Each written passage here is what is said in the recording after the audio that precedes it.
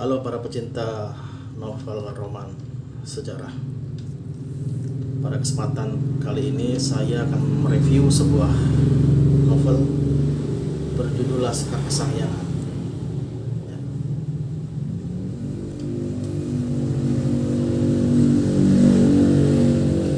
Siapakah sebenarnya Laskar Kesahyangan ini? Mereka tidak lain dari para kaula, para priagung, para pembesar Kesultanan Cirebon yang tidak setuju atau menentang kebijakan Sunan Gunung Jati atau Sunan Jati Purba.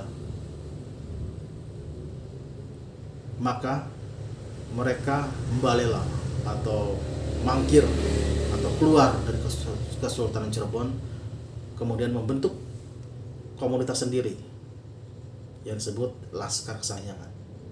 Dengan tujuan apa? Tidak lain merongrong kewibawaan Sunan Gunung Jati atau Sunan Jati Purba yang menjadi sultan pada saat itu. Nah, yang menarik di dalam novel ini adalah kisah perjalanan seorang ksatria atau seorang pemuda yang bernama Raden Puronegoro. Sejatinya Raden Puronegoro ini dititahkan atau diperintahkan ayahandanya untuk mengabdikan diri ke Kesultanan Cirebon. Maka berangkatlah pemuda yang masih belia ini ke Kesultanan Cirebon. Di tengah perjalanan, tanpa sengaja dia menolong seorang laki-laki dan anak gadisnya dari binatang buas yang akan merekam dirinya.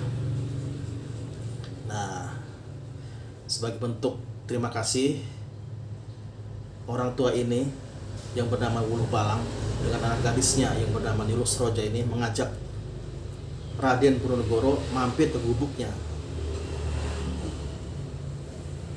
Raden Puronegoro ini lupa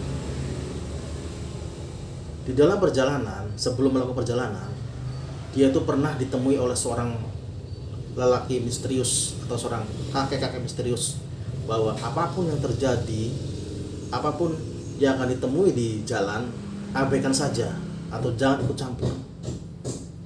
Tapi sebagai seorang ksatria, mana mungkin dia membiarkan sesuatu terjadi begitu saja di depan matanya. Maka ditolonglah Wuluh Balang dan anaknya ini dari terkaman binatang buas yang ada di hutan Sancang itu. Singkat cerita, setelah beberapa lama tinggal di pondok Wuluh Balang, Wuluh Balang ini ternyata adalah salah satu anggota dari Laskar Kesahyangan ini.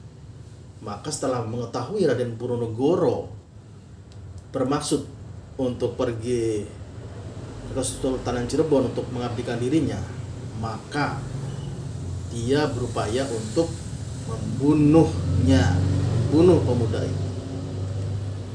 Maka diutuslah Raden Puronegoro ini untuk menemui guru Wuluh Balang yang berada di Cadas Ngampar yang bernama Resi Marutamandra.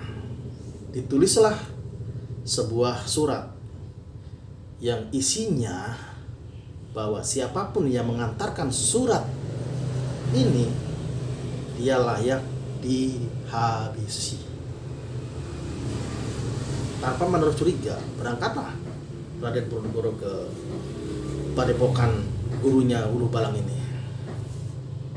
Tapi apa yang terjadi, para sobat-sobat semuanya?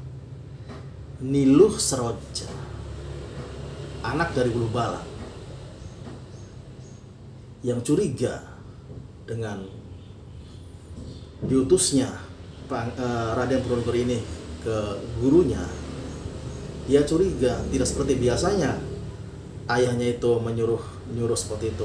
Kalau ada apa-apa, biasanya dia langsung datang sendiri ke perguruan atau ke padepokan Cadas Ngampar itu. Maka diikutilah Raden Purwonegoro ini oleh Nilo Seroja.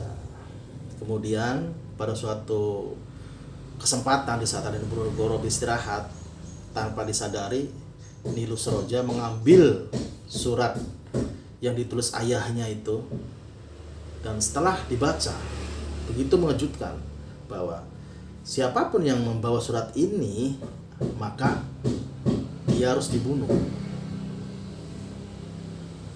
Disinilah epic atau disinilah kisah yang romance terjadi.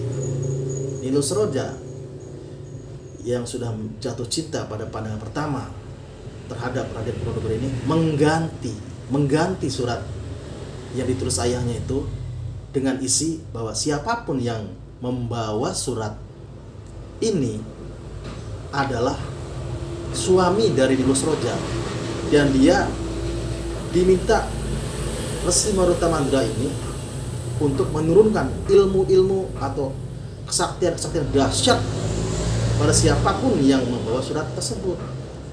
Disinilah menariknya saudara-saudara atau para pemirsa, para sobatku semua. Bagaimanakah kisah selanjutnya? Bagaimanakah ketika ayahnya Nilo Seroja yang merupakan anggota Laskar Kesayangan ini mengetahui bahwa suratnya diganti, dan bagaimana yang terjadi kalau Resi Marutamandra pun mengetahui bahwa yang digemblengnya ini adalah musuh besar dari Laskar Kesayangan. Nah, silakan dibaca sendiri, simak. Kalau penasaran, silakan di link deskripsi, di situ ada di mana dan bagaimana cara mendapatkan novel yang luar biasa ini. Oke, para teman-teman Roman Sejarah, segitu saja pembahasan kali ini. Wassalamualaikum warahmatullahi wabarakatuh.